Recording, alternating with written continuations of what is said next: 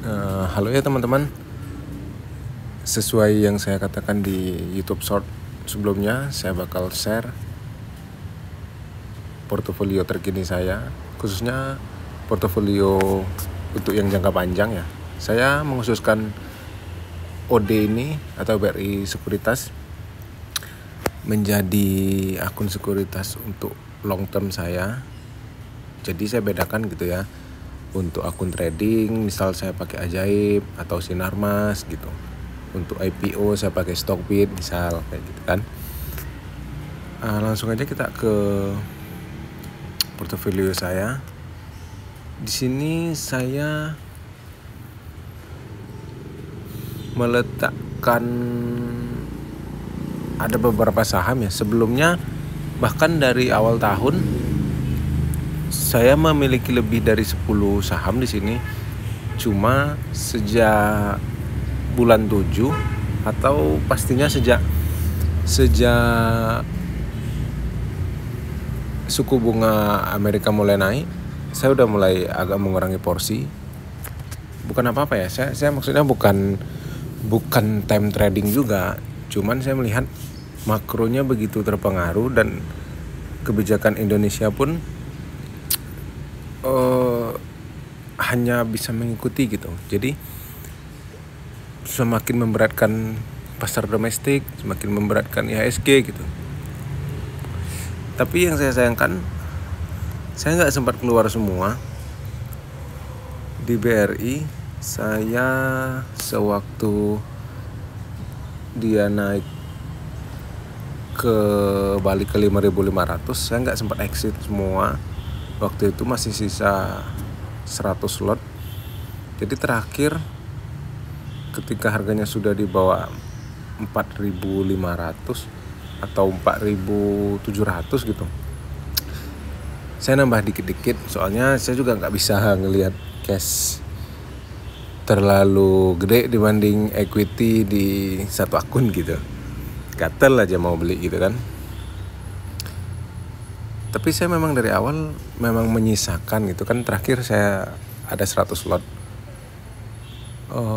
BRI sengaja saya sisakan gitu karena saya melihat apapun yang terjadi di 2025 mendatang, setidaknya saya dapat momen langka punya BBRI dengan potensi dividen yield hampir 8% gitu. Sekarang saya punya BBRI di 4.400-an ya. Itu menurut saya langka. Malahan saya waktu BBRI di 5.500 gitu kan, saya sempat ngerasa ketinggalan kereta gitu. Andai aja BBRI turun lagi ke 5.000, saya bakal borong. Ternyata dikasih lebih gitu kan. Hari ini saya juga ada nambah BBRI. Baru antri ya, belum match. Sebulan terakhir saya mulai masif nambah posisi di BBRI.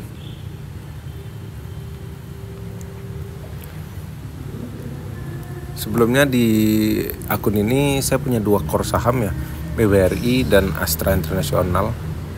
Tapi setelah Astranya sideways di 4.900, 5.300, 5.200, saya agak gimana gitu ya. Ditambah isu globalnya makin memberatkan Astra. Ya walaupun Astra bisnisnya nggak cuman otomotif, cuma setidaknya sentimen global itu sangat menekan kinerja Astra gitu. Jadi saya memutuskan untuk cabut dulu dari Astra setelah pembagian dividen kemarin itu, bulan Oktober ya kalau nggak salah.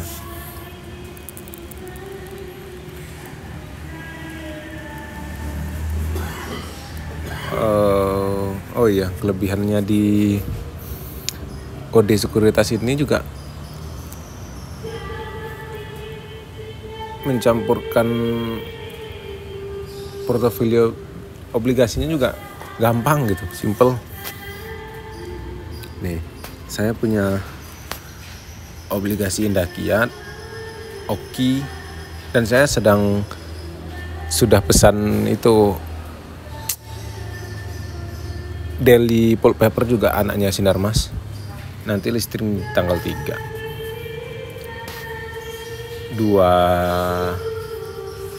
Dua ini sama kayak gini, saya batasin porsi satu obligasi itu 10 juta gitu ya. Dan maksimal 2030. Karena saya menilai 5 tahun ke depan gejolak masih akan ada. Stabilan juga belum bisa meningkat gitu ya. Jadi setidaknya dengan punya obligasi saya akan save atau apa ya, gimana maksudnya, saya masih bisa kejar cash flow saya sewaktu nanti ada opportunity di saham.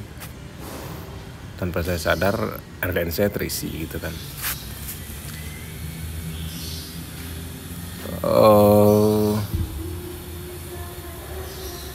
Nanti target saya bakal ngurangin lagi nih saham. Saya sisain IPCC, BRI, sama PANS.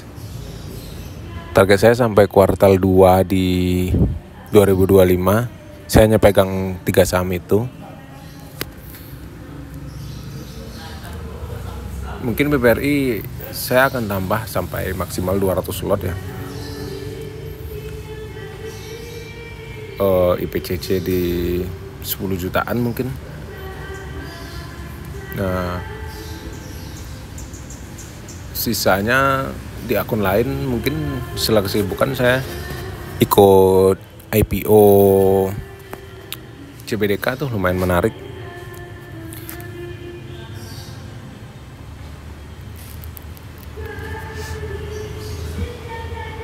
Teman-teman pasti ya kalau di BBRI nyangkut kan pasti, kecuali barang COVID itu ya lumayan masih floating profit ya, di paling 10% juga kan, tapi nggak mungkin nggak nambah muatan kan.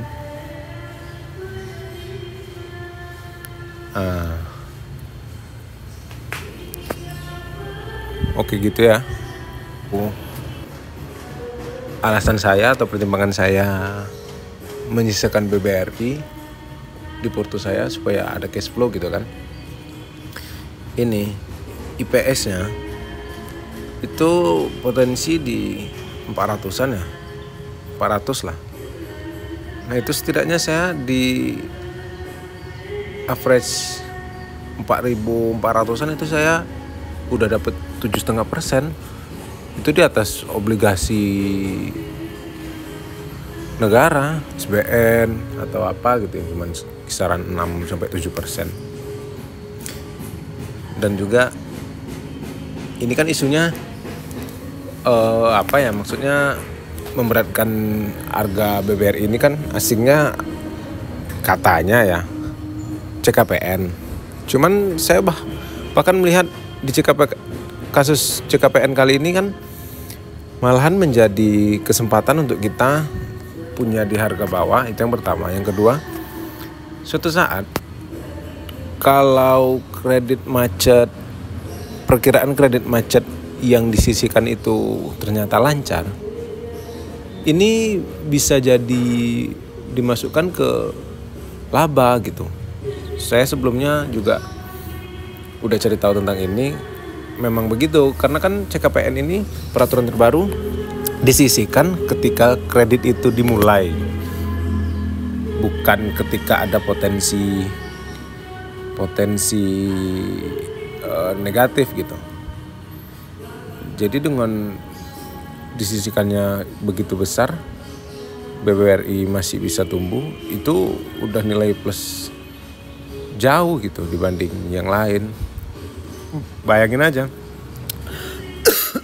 kalau suatu saat CKPN itu nggak jadi kepake, kan labanya bisa jadi tumbuh tiba-tiba gitu kan dari keuntungan lain-lain. Nah itu prediksi saya sih di 2026 ini BBRI bakal gila ini Kalau diapresiasi investor barangkali bisa beggar gitu. Saya nggak bakal jual yang di BBRI ini khusus. Ini di Stockbit ya. Sayang banget itu RTI udah bertahun-tahun kita pakainya nyaman. Sekarang malah berbayar. Bukannya nggak berbayar, cuman terlalu gitu. Kalau 50 di bawah 100 masih masuk akal gitu per bulan.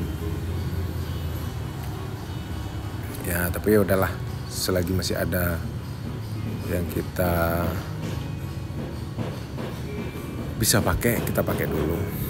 Oh ya, ini BBRI kemarin Kumdet ya, tanggal 27. Alhamdulillah saya ketika accident itu saya punya barang 150 lot. Nanti cairnya di tanggal 15. Lumayan lah untuk persiapan bulan puasa kan ya. Nah, itu yang saya maksud. Jadi di sela-sela minus di mana-mana porto saya masih nerima cash gitu. Jadi yang penting harus uang dingin itu. Jadi mau kayak apa pasar, kita masih bisa tenang. Saya alokasi dana sementara di akun OD tadi itu 150 juta sudah dengan obligasi ya. Obligasi saya batasin di 30% dalam keseluruhan porto. Cuman kemungkinan bisa nambah kalau keadaan belum juga stabil ya.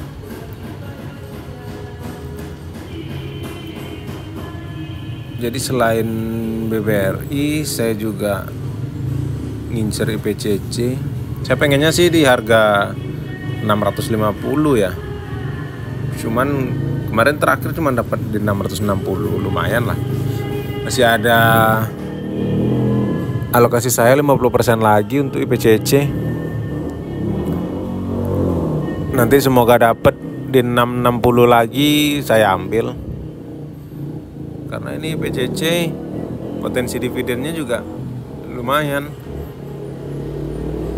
Di atas 10%. Dan lagi nanti IPCC bakal dapat sentimen positif.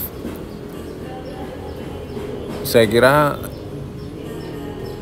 dari Cina bakal ada stimulus lagi, ribuan triliun lagi, dan itu bakal membuat harga barang ekspornya bisa dimurahkin lagi. Dan ditambah kombonya gini, di Amerika perang dagang sama Cinanya masih berlanjut ya. Donald Trump ngomong khusus barang Cina akan dikenai pajak 60%. Otomatis ekspor Cina ke Amerika akan berkurang. Namun produksi barangnya tetap meningkat. Otomatis Cina bakalan ngerambah ke pasar lain, Indonesia salah satunya. Jadi nanti jangan kaget kalau barang-barang murahnya nggak masuk akal beredar di Indonesia, termasuk mobil apa itu BYD, banyak lagi lah. Nah, IPCC ini bakal dapat keuntungan besar kalau Cina ekspor mobil lebih banyak ke Indonesia. Karena itu menurut saya bakal pasti terjadi gitu. Lihat aja nih 2 tahun terakhir dari 2022 lah, peningkatan atau pertumbuhan keuangan IPCC ini bagus banget ini. Gak ada satupun yang turun. Itu karena Cina dari sejak akhir 2022 itu udah mulai kasih stimulus. apalagi Donald Trump kepilih kan, wah perang dagangnya seru nih. Nah, satu lagi Pans ya.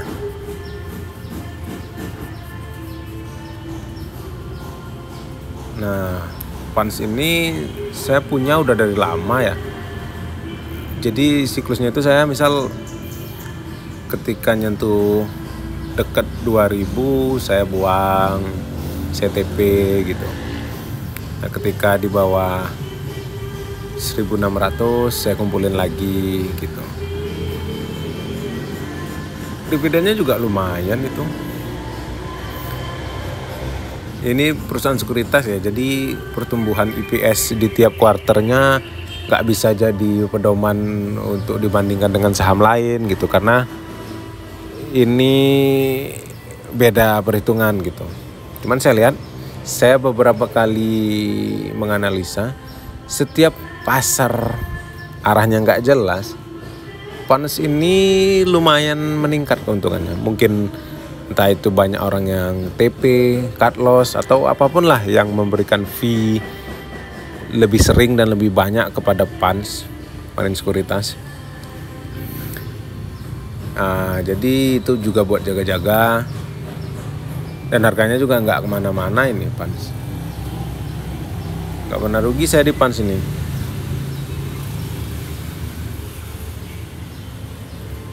Nah, itu 3 saham yang bakal saya pertahankan. Cuma nanti ketika situasi membaik, saya rasa di kuartal 2 2025 saya mulai melirik saham Astra, karena ya nggak mungkin lah Astra bakal tinggal diam gitu kan. Pasti ada strategi dari direksi buat dongkrak kinerja perusahaan gitu. Dan lagi untuk saat ini ya, Astra itu under value banget menurut saya, karena IPS-nya 800-an, PBV-nya 0,9, 0,8. Itu jarang terjadi di Astra, perusahaan sebesar Astra. PER-nya nih kita lihat ya, tuh kan IPS-nya 800-an.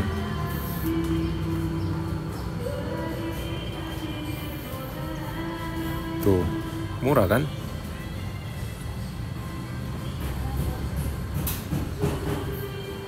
Cuman ya memang Astra setahun terakhir mengalami pertumbuhan maksud saya penurunan ROE ya. Dan itu menurut saya wajar karena asetnya juga terlalu besar ya, nggak bisa diiringi dengan pertumbuhan perusahaan yang pesat lagi karena perusahaan Astra sudah terlalu besar. Ya ini menarik Astra, cuma nggak bakal saya jadikan stok ya, maksudnya core saham gitu. Saya tetap core saya di BBRI. Dan nanti juga kalau Mandiri sempat nyentuh deket 5.000, saya bakal cicil. BNI saya menarik kalau mulai tembus 4.000 gitu. Tapi kalau enggak saya beli. Oke, kayaknya udah kepanjangan ya. Saya juga nggak biasa bikin analisa yang terlalu ribet gitu ya. Karena saya tipenya juga sleeping investor mungkin kali ya. Kayaknya itu dulu, nanti kita curhat-curhat lagi kalau ada berita atau ada pergerakan dari portofolio saya. Untuk teman-teman yang ada pertanyaan atau sharing tentang portofolionya bisa komen ya. Ini akun YouTube baru saya, yang sebelumnya saya udah pernah bikin juga lama itu, cuma karena lama nggak login jadi nggak inget passwordnya gitu. Oke ya, terima kasih sudah nonton. Semoga kita semua diberikan ketenangan ketika investasi, kesempatan, dan keberkahan pastinya untuk Indonesia terus